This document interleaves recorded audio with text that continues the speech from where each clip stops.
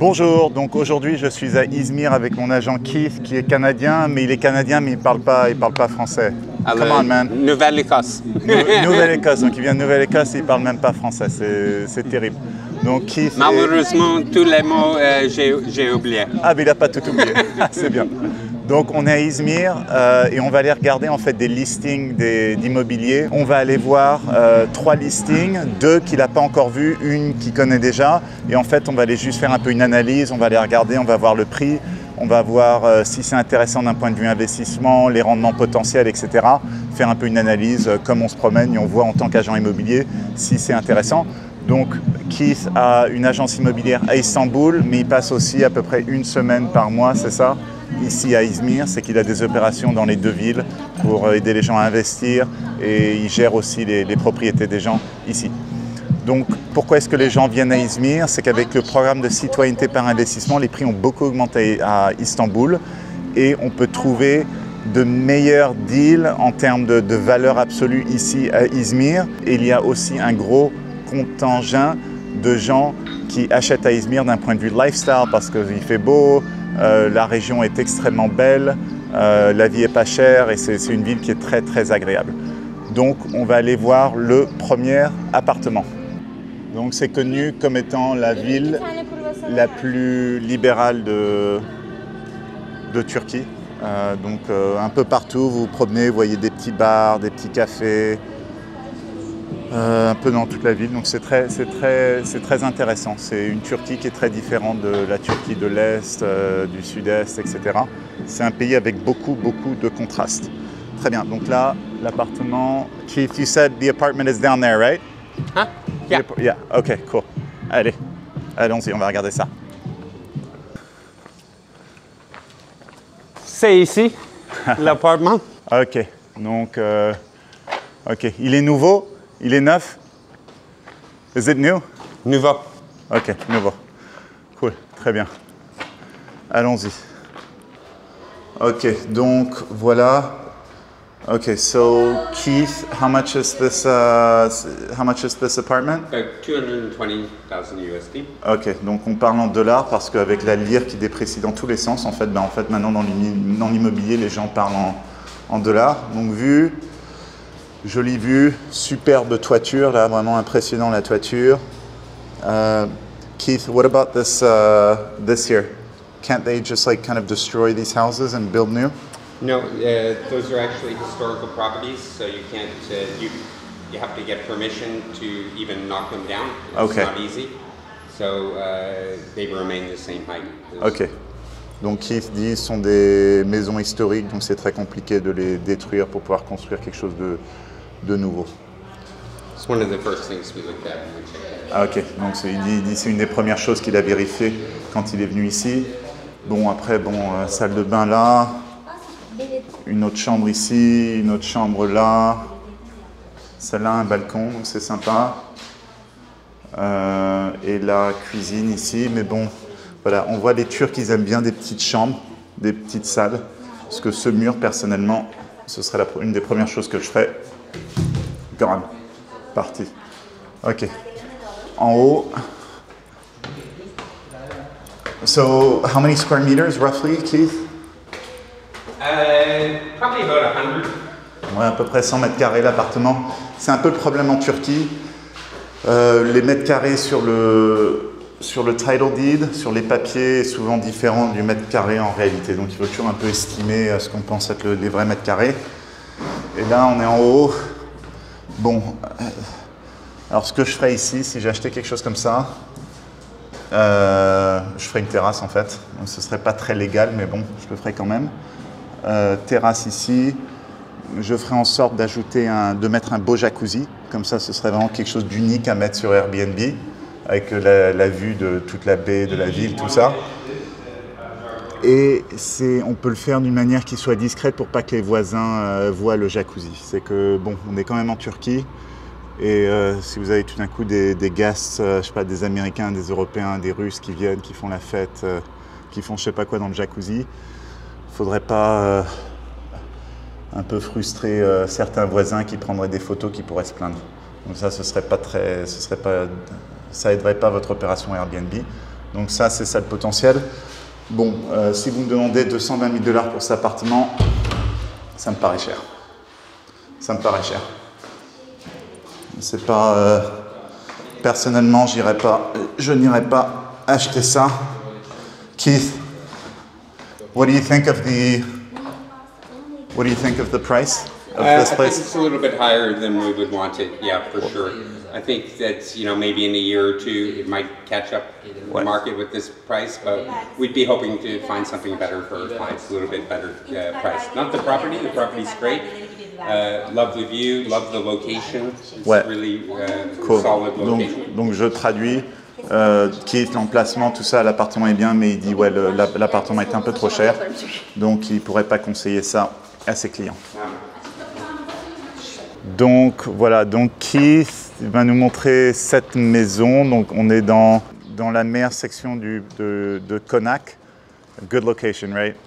Very good. Yeah. Donc très bon emplacement, on n'est pas loin de la promenade. You were saying how many square meters?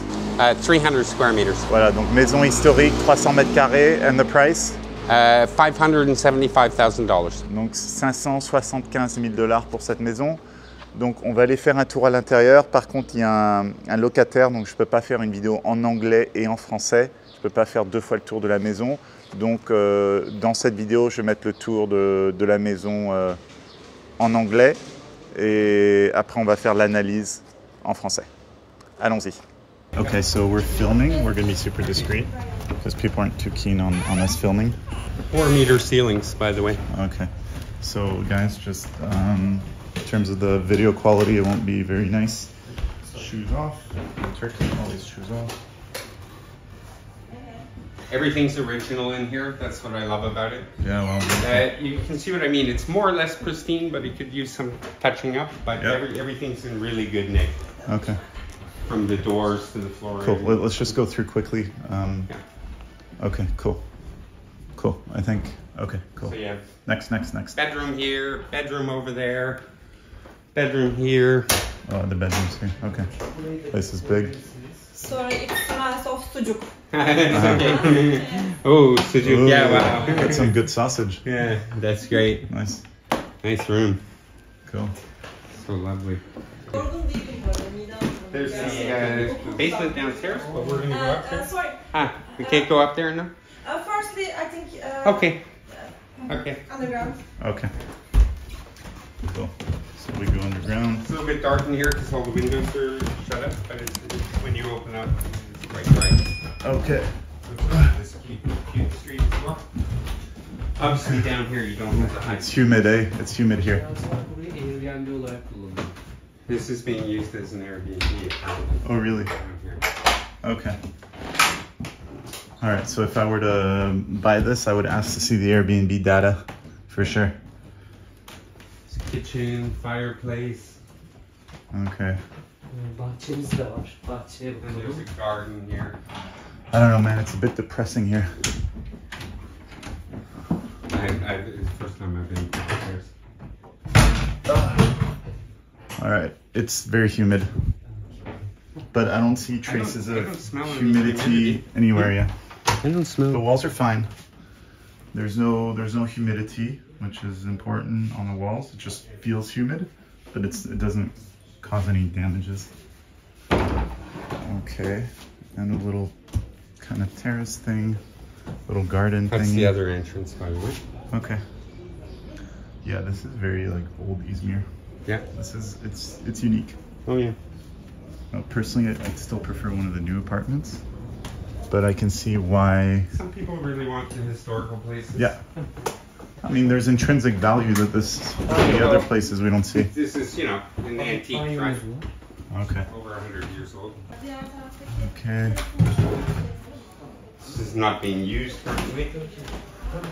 I don't know, man. You were saying pristine condition? Well, I mean, in a way. I mean, it's all the original. Yeah. Yeah. You definitely need to do some touch-ups, but like every original feature is here. Yeah. No, it is unique. It's definitely unique. I mean, look at this here. Yeah. Look at this ceiling. It's crazy. Yeah, it's like bedrooms everywhere, man. This place is huge. Yeah, beautiful ceilings. Yeah. And all these windows, and look at this bay window. Like, Yeah, if they just open the windows, this oh yeah, would be bright. it's dark right now because Yeah. every single window is closed. This place is really bright, trust me. Yeah. It's got 3 sides. Yeah, 3 sides. It's yeah. just everything's closed. They don't use this floor. Yeah. Burası İzmir'de 6 It's like a museum, really.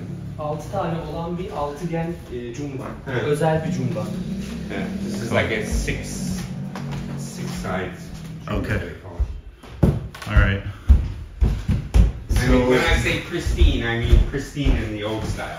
So, I mean, objectively, Keith, let's say I buy this. Yeah. I mean, I won't, but let's say I buy it, and I give you the keys, and I'm like, cool, like work with it. What do you do? I would do like somebody who wants to run like a business in here and live in here as well. Okay. All right, and there's like a little That kind of setup. there's a little terrace. Okay. Or a family. Without any views or anything. Okay, cool. All right, let's just go discuss the thesis outside for this one. Donc voilà, donc on a vu cette maison. Donc bon, il y a quand même quelques retouches à faire à l'intérieur. Donc Keith, qu'est-ce que tu penses qu'on pourrait avoir comme rendement? Like, what sort of rental yield could you get from this? Actually, I'm thinking normally this kind of property is going to yield really low, like 2-3%.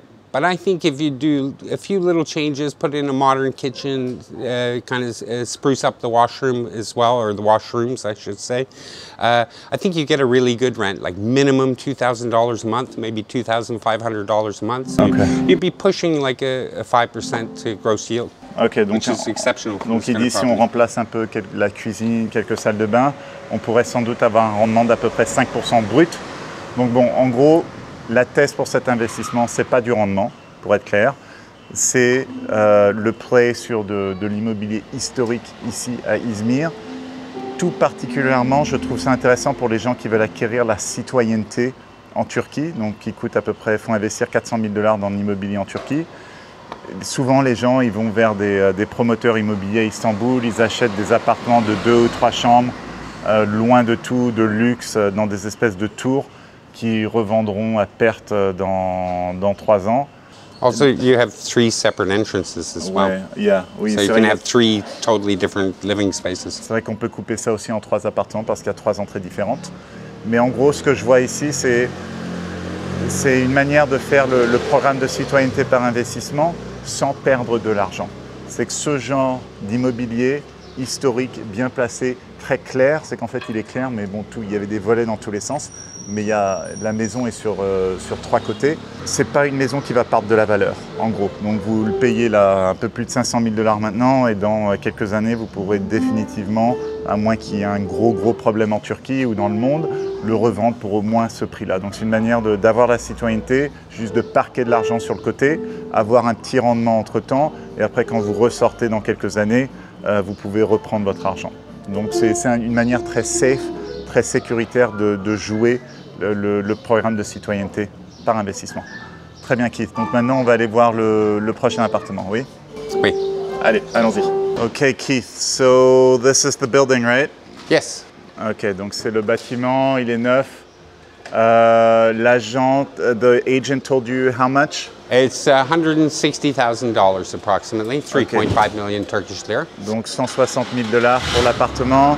How many bedrooms and square meters? 3 bedrooms, about 90 square meters. Ok, donc 3 chambres, à peu près 90 mètres carrés. Brand new building. Ouais, et tout neuf, et même pas encore complètement terminé. Donc voilà, l'appartement. Un peu de design, hein, c'est pas trop laid tout ça. Très bien. Une chambre. La salle de bain.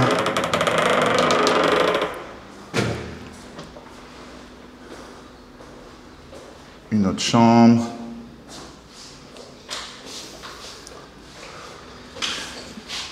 Salon, cuisine. Cuisine est un peu petite. Superbe vue. Beau balcon. Superbe vue. Ah ouais, belle vue. Belle vue.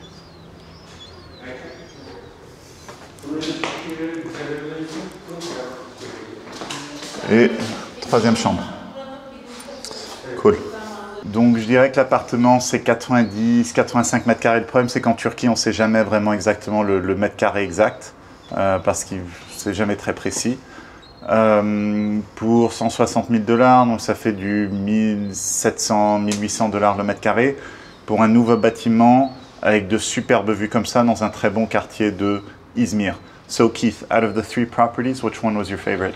Oh, well, I mean, I can only compare this to the other Seaview property that was 220, and this one is much better. I can't really compare this to the historical villa that we saw. It's apples and oranges. So, but this one, much better. This would be the kind of property that we would like to sell and that we probably will sell. Ouais, donc en gros, Keith préfère celle-ci. De toutes, je suis d'accord aussi. Je dirais que objectivement, c'est un deal qui est très décent.